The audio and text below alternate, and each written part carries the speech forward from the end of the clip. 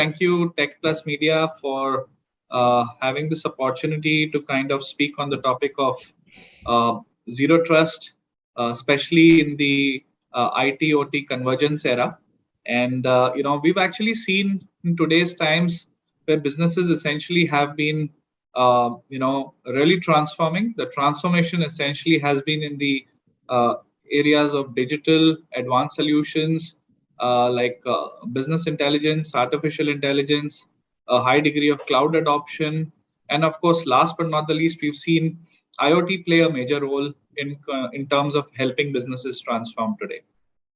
So from that perspective, while there has been an adoption of fair amount of assets which essentially come under the operational technology purview, we've also seen that it also brings its own set of risk, especially in the cyberspace.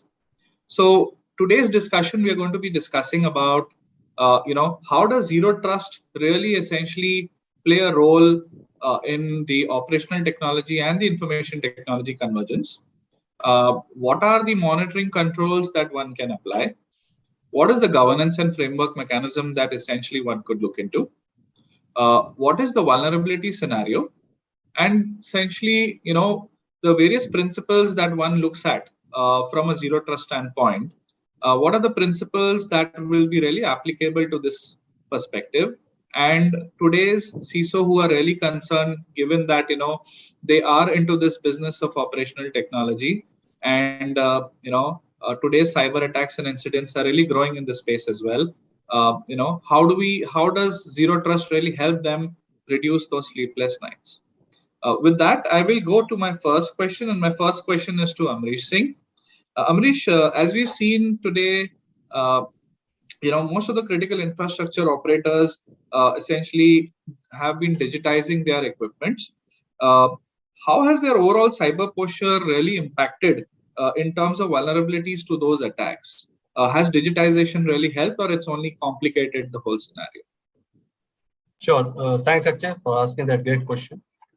See, first of all, majority of this digital transformation journey which organizations have taken is a majority of the decisions are business driven, because traditionally a lot of organizations were very reluctant, which got into this journey due to a lot of them due to the pandemic, due to the business ask, business pressure, and a lot of things has to do with the initial reluctance was they were reluctant to, there was a fear of failure.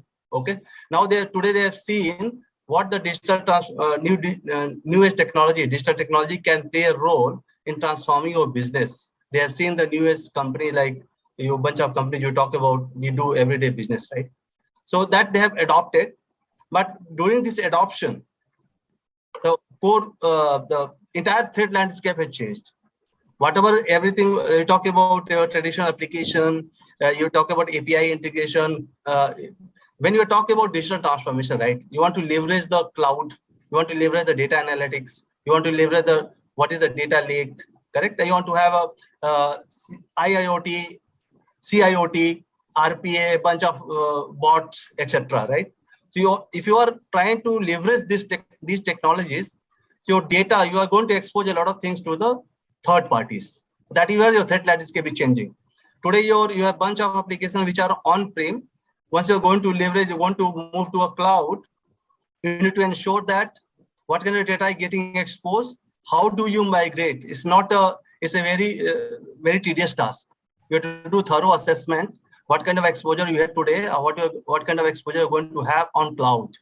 Because right, entire infra ecosystem is going to change. I just take a quick example of, you talk about you are building a IoT product or CIoT product. Okay, when there's a customer requirement that he should be able to access his part of whatever he is doing, looking at this, you want to give access to every customer, you are exposing a lot of things to the customer so as to the threat actors. That is where your entire assessment of the vulnerability threat has to come into play, and make sure that you are looking at the security from chip to cloud rather than looking in silos. If you talk about firmware itself, you talk about connectivity, app, web infrastructure, and network infrastructure, which is hosted on cloud, could be hosted on cloud. Okay, things becomes more complex when you get into the OT world. because OT world, probably you know that you cannot upgrade and update, because OEM, if you ask OEM to upgrade, it is the cost of upgradation is huge. So how to strike a balance, that is the huge task for the majority of the CISO, those who are working in manufacturing. How to strike a balance between the operations and the security when you want to leverage or you want to monitor certain parameters, you want to shift the data out of the OT network to cloud or in IT environment. How do you want to segregate both the networks? That is a big challenge. And a lot of steps has been taken at various organizations, but still there is a challenge. So in a nutshell, digital transformation has given a lot of opportunity to the businesses. At the same time, a lot of threats and vulnerability it has exposed. We as a CISO, we need to look at various granular lens, look at strategic level, what kind of probably security landscape you are going to have to encounter all such new threats, which you have never encountered before. Yeah, so that were my initial thoughts. Sure. No, I think very valid points. What I really like in terms of the point you mentioned was the security has to be from the chip level to the application or upwards, rather than basically looking at only the application layer. With that, I'll just move this question to Inderjeet ji. Inderjeet ji, if you can just help us understand. So we've seen actually various frameworks talk about various principles. One of the framework talks about the three principles of zero trust. One is basically where you look at you authenticate, but you verify at all times. Second is you assume least privilege, and third is that again you assume a breach, right, at any point in time. So how would you apply these three principles essentially to an OT or an IoT environment? And what are the some of the leading practices that you would like to recommend to the CISOs of today? So, of course, thank you very much for having me for this discussion. And it's a very interesting topic. And just to give you a prelude of primarily what a zero trust is, and then I'll further, enhance the scope of the discussion. And why it has become very important, because all the OT networks were being air gapped, right? And we had only the OT side on the one part and on the IT on the other. And then the industry 4.0 came in, and we are all moving the IoT devices and have the things in cloud, right? When we talk of the traffic aspect of it, the normal IT traffic, when we look at it, it's around 17% of the traffic is the north-south traffic. And that is what is being monitored, right? And even if we talk of the IIoT traffic on the industry 4.0, that's what is the traffic we are monitoring through VPN, the IPS, IDS, and the firewalls. Now, the remaining 83 to 85% of the traffic is never being monitored. That's the east-west traffic. And that is where the concern actually lies, right? And that is where we bring in the zero trust. That means trust no one. And erstwhile, what we were doing was that between the IT and OT, if you are to really access the data, either you're using a VPN or you're using, only in a very timed manner where you're trying to upgrade or update the systems in the OT, right? And this was a mere, nightmare altogether. Whereas now the zero trust model, which we are talking of today, can deal with all the modern attacks. And while we talk of you don't trust your device, you don't trust your process, you don't trust your people, right? So you have different kind of concepts which you apply. You talk of micro segmentation, you define a software defined network, or you talk of multi-factor authentication. So those are the kind of things which you try to implement, right?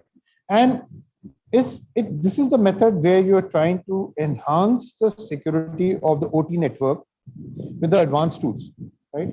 And instead of the normal current security measures, what you are using, you enhance the security overlay with the zero trust, and it actually gives you the extra layer of the security on top of your existing network. But with the zero trust approach, particularly a CISO can control and manage the complete access to the OT network, and who is being working on that devices for how long, and in case you have any remote vendor, if he's using it and he's been given access to the network, after he's been authorized, instead of tunneling them into the network, he can have the policies which can be created and he can be given access to.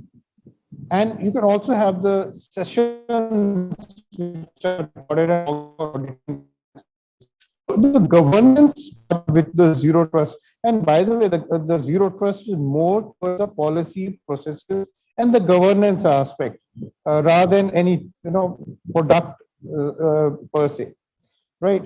And it also gives the better performance in the OT network. And like most of the time, like people use VPNs in the OT to communicate, right? And that's quite a bulky process and a slow process. Here, it gives you quite an enhancement when you're using the zero trust. So it's again a advantage what you have using the zero trust, and it also gives you the better accountability. So that is the another factor which is of importance. And you enforce policies, you can monitor sessions, you can do the recording that enables the CISO to have a bigger control over the network, better control of the complete network security, and practically it will give that kind of a confidence which a CISO is practically looking in for. Sure.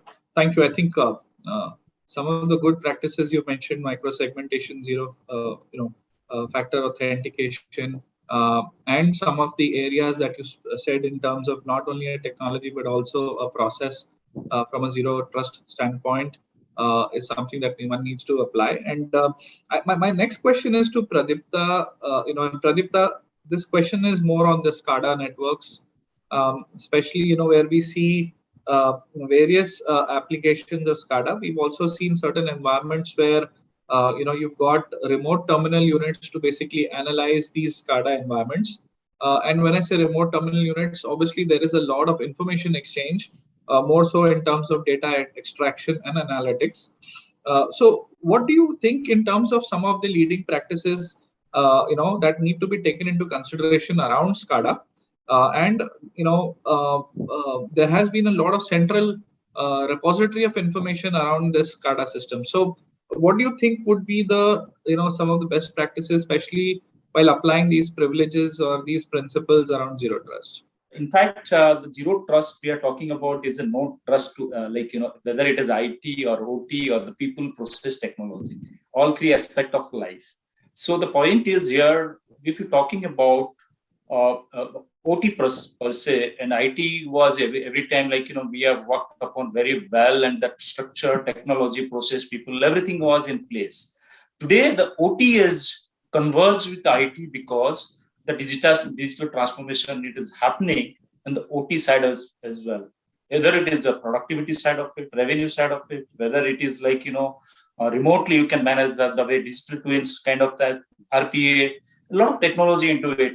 So we definitely have to have those OT converge with IT. There is no other way. And also at the same time, we are moving towards the cloud.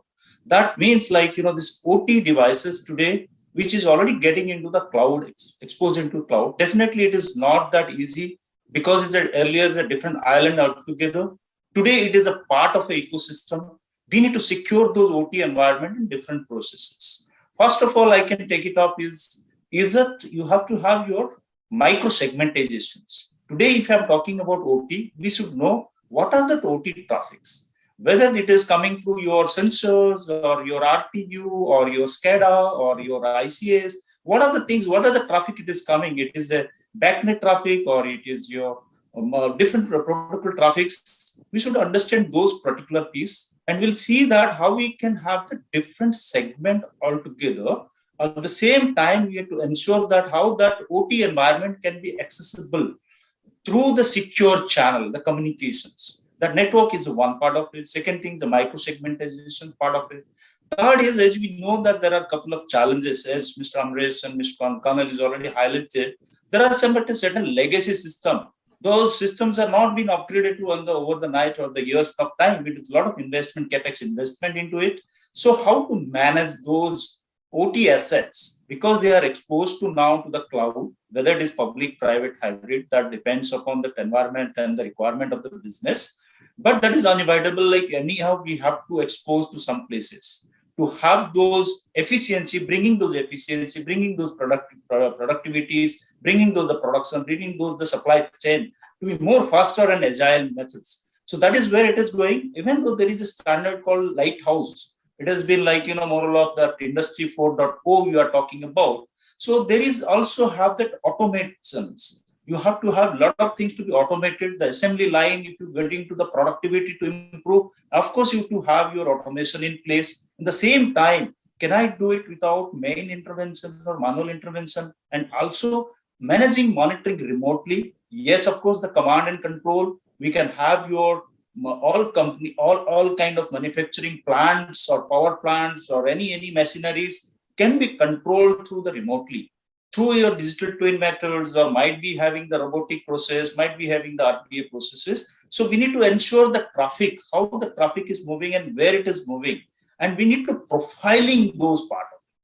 Who is accessing the traffic? That is almost important for your identity and access management we are talking about. Today, the operator of SCADA operator, the manager level people, he is looking into and monitoring those power plant, or might be some of the assembly line. Definitely, he should be identifiable. He should be like, more or less profile what level of access he can have to those OT devices. So we need to have that IAM part to be more stronger part of it. And the third important part is also have to have whatever that access we have given, it should be verified always. And it should be have also some authenticated devices. That means it is not only the user profiling you have to do, it's also have to do your device profiling. See, the person who is accessing, it should ensure that those things to be taken care of it. So that the person will be accessing from, let's say, from India, for some of the places, industrial places. The next time, if you have given VPN to them, he should not access the same traffic, should not come from Russia, or might be some all other third countries of the world. So you need to have the geofencing, so that if something goes happen, that should be also triggered to your place. Okay, of how come this is possible? So this is one of the integration we have to do with the SIM, where their platform called SOR also. SOR, it is moving, and more all the people organization getting into this. Now this OT devices should be monitored or create those events, and you to be monitor those and alerts as well. So that should be integrated with SIM. It is not only the server, router, firewalls to be integrated with the systems or SIM. It should be also integrated to those OT devices, so that we can immediately get those events faster, live, and those so that we can take corrective actions or response faster. Though having said that, there are a lot of frameworks that's already available. If you can see refer to the NIST, all critical infrastructure, whether it is a power energy sector, or might be distribution sector, or supply chain, or the defense, or the water supplies, or the any utility, say, all those things to be already there, the best practices in place. We urge you our team to be or the CISO or the CIO, or might be that plant heads looking to those particular controls should be in place for the OT. On that perspective, if you can take out people, process, technology, and culture at the last, has to be tightly integrated to each other, and having that more threat intelligence enabled, so that we can take a right action and correct action on the right time. And that is important for all of us. Thank you for that. Thank you, Pradipta, and I think very insightful thought process that you shared with us. And I think I've learned so much through this discussion. You spoke about areas on how the transformation is happening, the need to market from a faster agility on supply chain, industry 4.0 coming our way. Of course, automation is the need of the hour. You need to basically have fair degree of access control, both at the assembly line, at the SCADA level. You also spoke about user profiling. SCADA operators, in terms of how much of access control should they have, and do we apply the principle of verifying always? Also, how do you kind of profile the devices on a risk-based approach, and how do you kind of conduct geofencing? Then last but not the least, in talks you spoke about how do you kind of get the SOAR platform from a monitoring and incident analysis perspective, and how you're able to pick up the needle from the haystack, and then of course referring to some of the leading practices defined by NIST and other standards on OT. So thank you so much for that holistic approach. There is one area that I think we should definitely cover from an overall OT perspective, and that's the endpoint. And I think endpoint is something that cannot go unnoticed. And my question, here to Krishnan is that when you talk about any endpoint protection, right, specifically endpoints which are accessing these kind of systems, endpoint which carry information from an OT standpoint, how do you basically apply the zero trust framework, and really is it significant to apply the zero trust framework in the first place? And then how would this principle really contribute in terms of minimizing the risk? Yeah, so endpoint security is the key thing in the whole cybersecurity framework.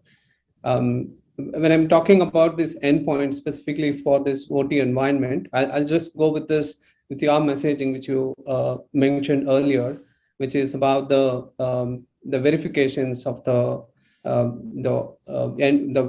devices or the endpoints, which is connecting, and then the micro segmentations, as well as the assume breach into the network. So how the protection should be based on these three criteria.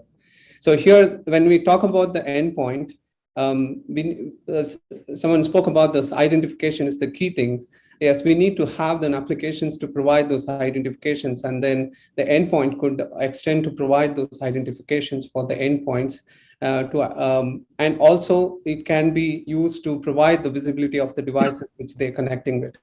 And this gives us profiling, or if you want to do the posture check on the verification level, whether the employee who is connecting is the authentic user, that can be done by the two-factor authentications, and along with that, by integrating with the network access control kind of solutions, you can make sure that the endpoint comes with the specific posture check they install with the set of software before they get into the network.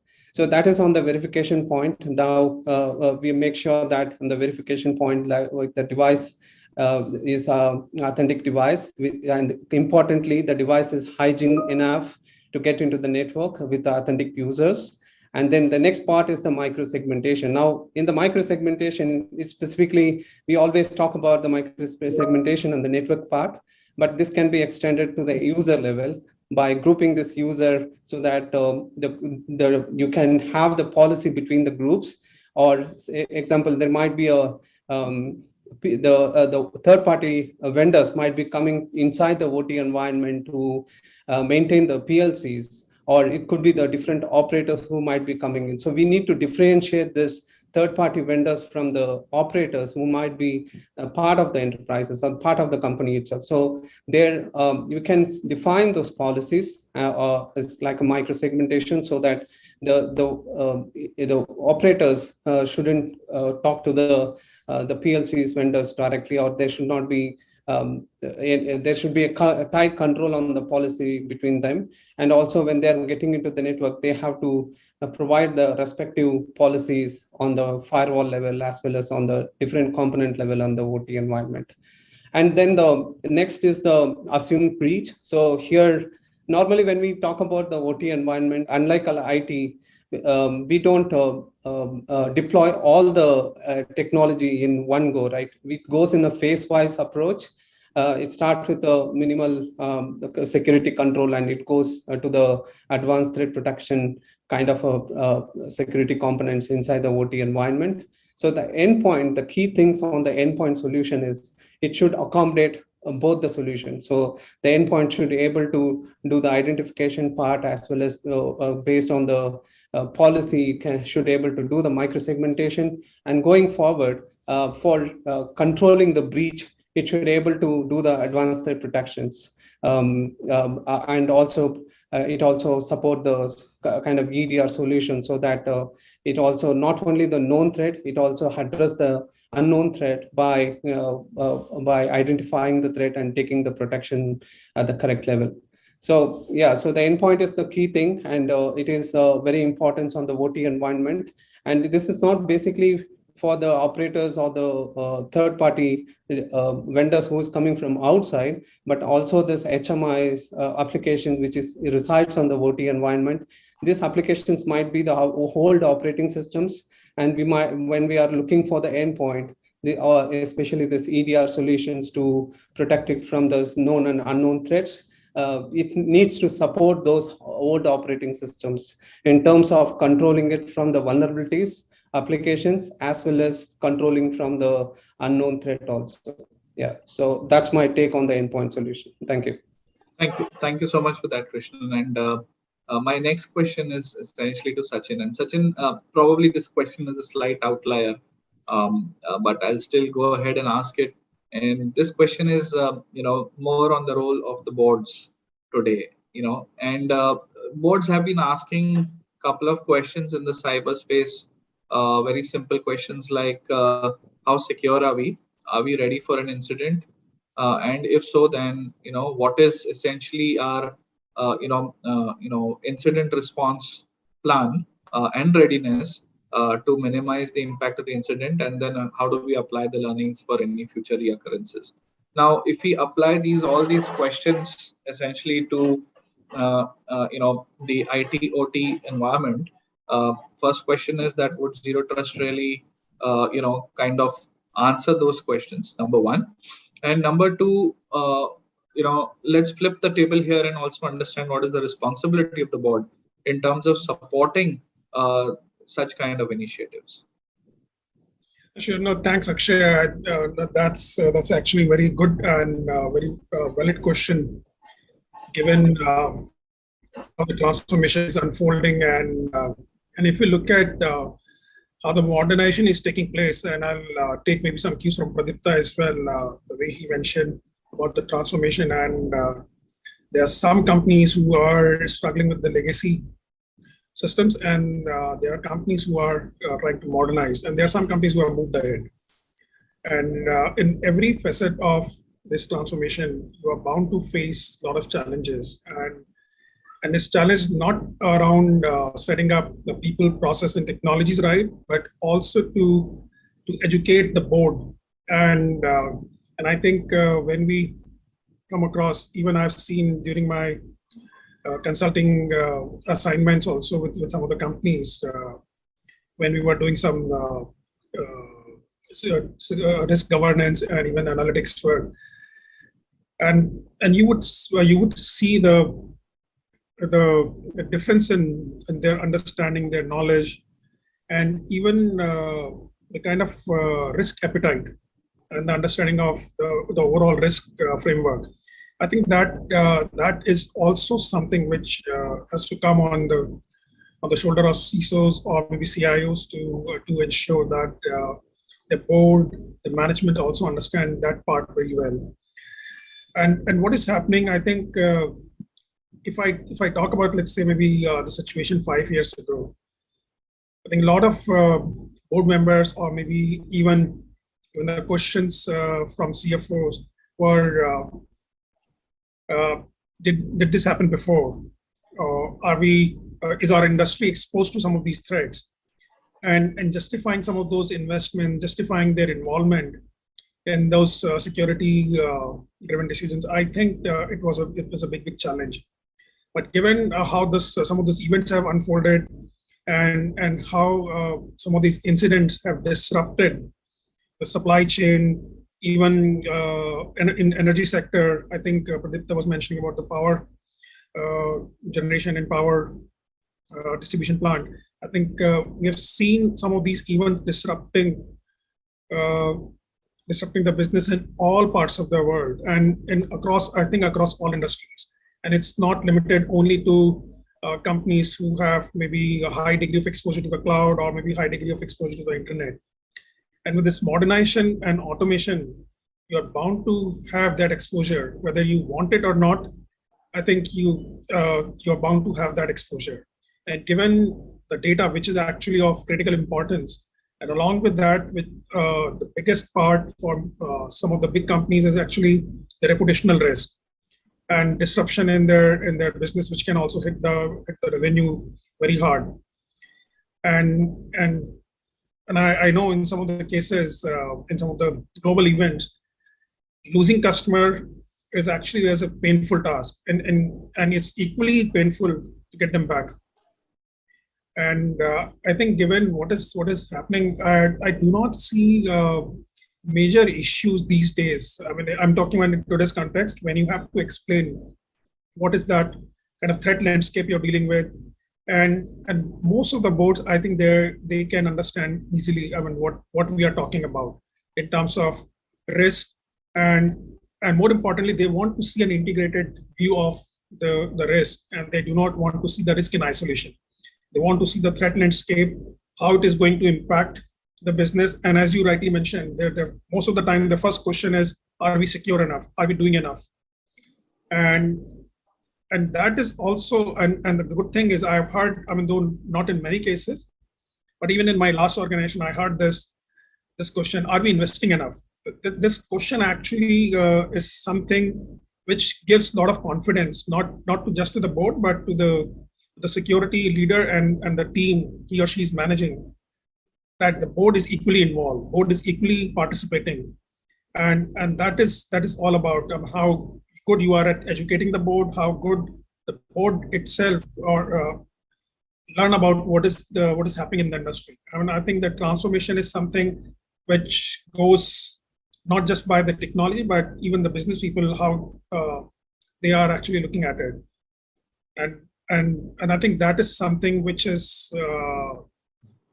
providing enough, I can say, enough protection and a sort of security layer to the entire business they are doing, and the transformation journey which has begun. And the last point, I think the pandemic has also been that serious thought to everyone, and they have seen the disruption. They have seen how exposed this can be, whether it's related to business continuity or even maybe work from home scenarios, how disruptive or serious it can be. I think that has also given a shift in the thinking, how the board is looking at not just the investment, but also the advancement in some of the security technologies. Sure. Thank you, Sachin. I think that's a pretty rounded view that you shared with us. Thank you so much. And my next question is to Udit. So Udit, we've seen that couple of assets in the form of either equipments or machines essentially are getting more and more connected, more and more smarter, right? For example, let's take an example of a connected car, right? So just wanted to get your views in terms of how does this basic convergence extend to IoT technologies, and what are the key considerations in a zero trust that can be looked into from an IoT standpoint? So we need to understand that when we take up any IoT device, you mentioned a connected car, it's a very sophisticated IoT device. I will take a very small example like a smartwatch or a BP monitor or a heart rate monitor, which a patient wears. That's a very basic device. And, it comes with bare minimum, let me call it operating system, where it connects to a network and passes on the information. Most of these devices are built with, sorry to say, negligible thought towards, cyber security or information security. And these are the challenges that one faces from a security standpoint in how do I secure these? Traditionally, when we talk about zero trust being implemented, the first thought that comes is I may have an IP address, or I may have something to trace back on, or identify. So the first challenge with IoT devices is to identify the device which is loitering around in my network, which is there. So you first identify the device. You need tools. How would you identify?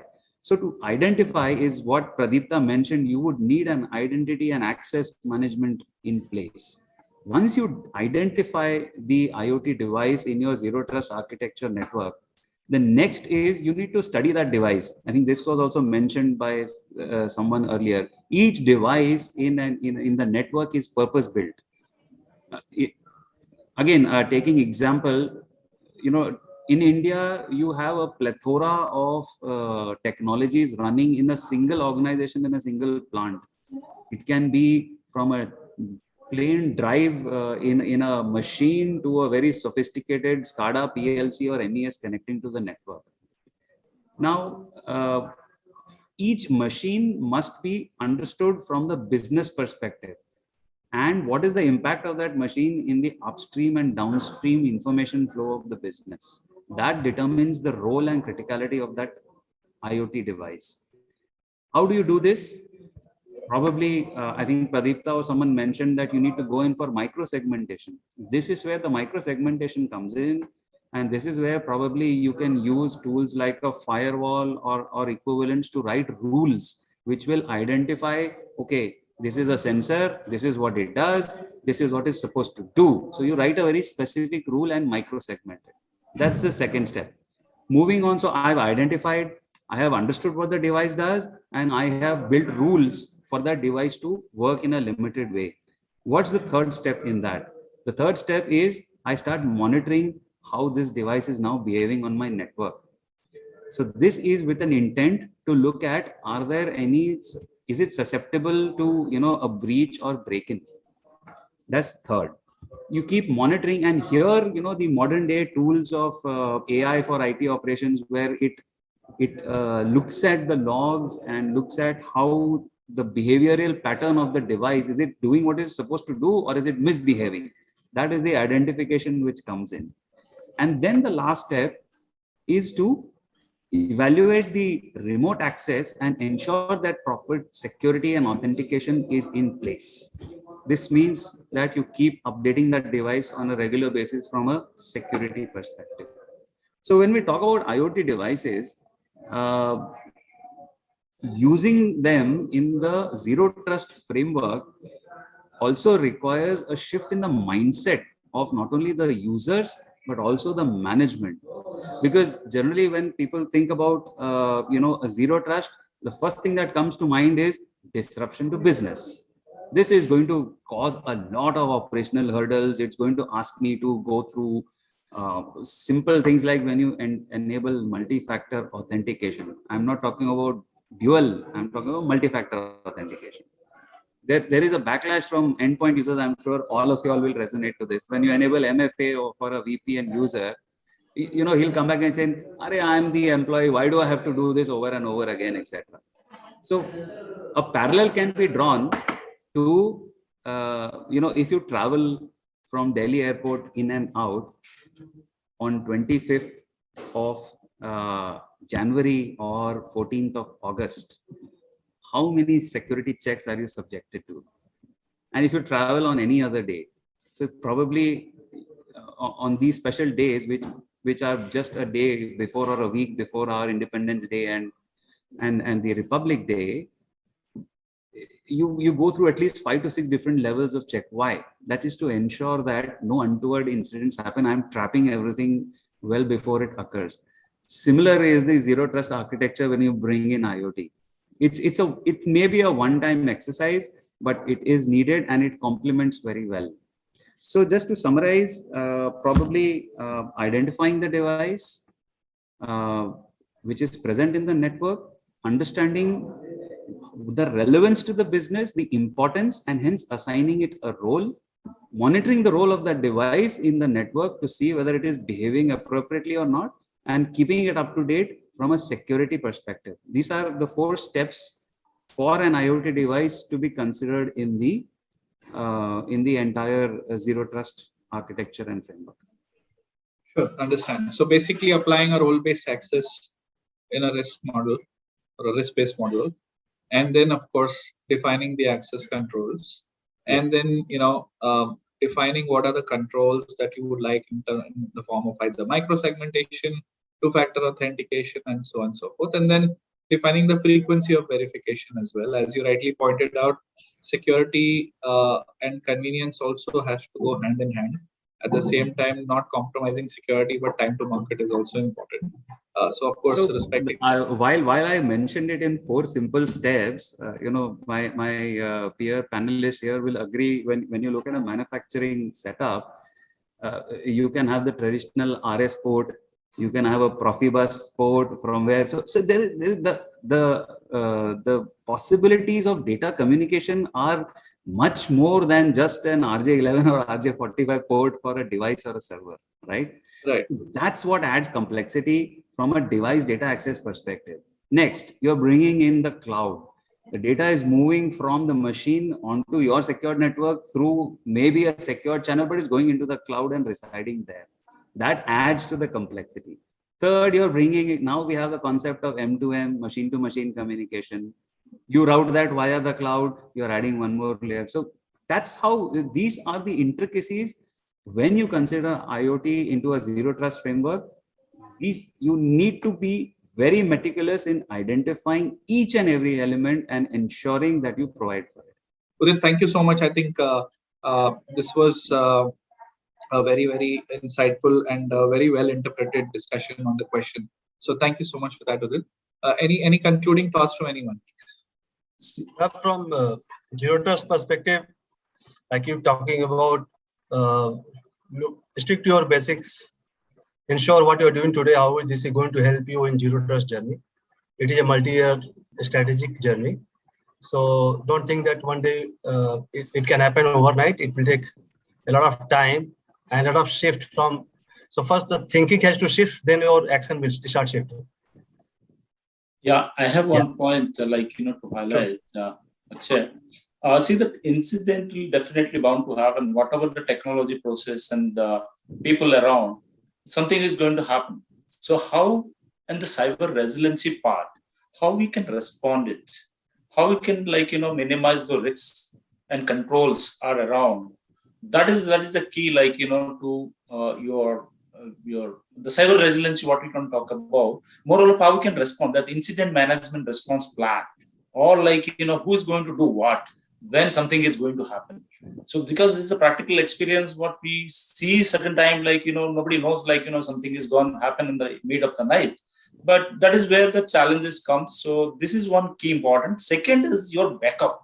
Always you should ensure that your backups are stored or offline, or might be different places, so that if anything happens, you don't need to pay anything to run the ransomware part.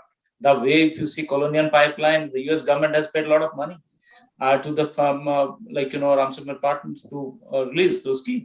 So backup is also key, and DCP is another for the business per se. So this is the three elements. If you can have, then at least we can have the better cyber resiliency part of it to face those incident or events. Thank you. In fact, Pradeep, though, I can tell you that some of the businesses today are adopting cyber crisis management to be a part of the overall crisis management. When I say overall crisis management, right from looking at various cases, right, like prevention of sexual harassment to insider trading to a power supply breakdown to essentially a cyber incident, forms a part of the overall crisis management. And incident response or a cyber incident response essentially becomes a part of the overall. So defining the call trees and also defining, at an advent of an incident, who is supposed to respond and how, and what is the reporting mechanism, and how do you basically apply all the learnings back into the system.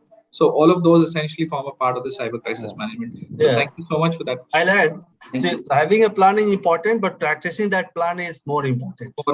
Yeah, and one more thing I was just, before we close on, while we talk about the zero trust, that's one of the best solutions which are available today for securing OT network.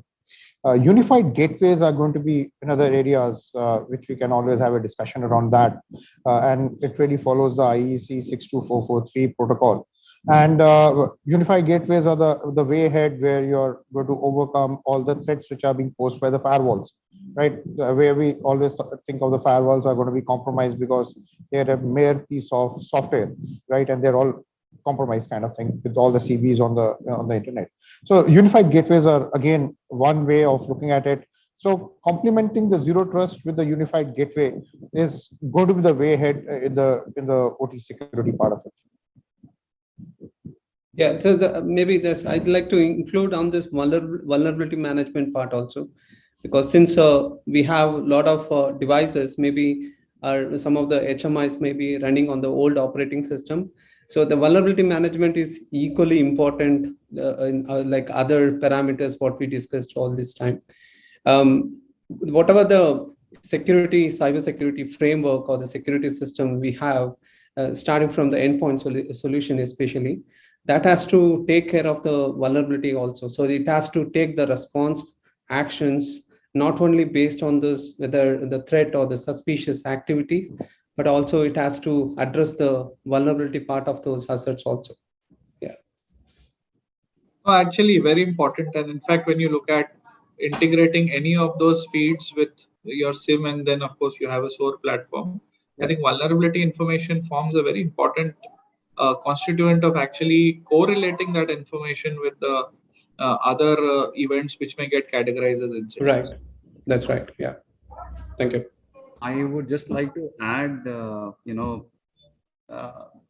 Joe Biden government in January 22 issued an executive order where they've made zero trust architecture deployment as mandatory for all federal services and other department bodies.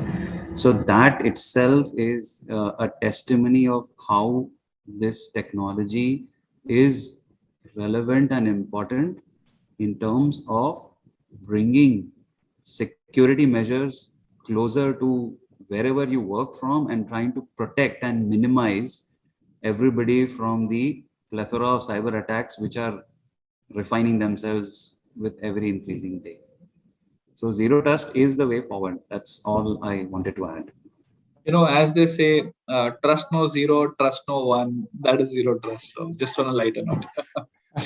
Right. So thank you so much, panelists. And, I think very insightful views. I've made my notes and I'm definitely going to take this as a key takeaway and a learning. So thank you so much for sharing your experience from your respective sectors and, all of that you go through on a daily basis. Thank you so much once again. Yeah. Thank you. Thank you, everyone. Thank you very much. Thank you. For more updates from CXO TV, please like and subscribe to our channel.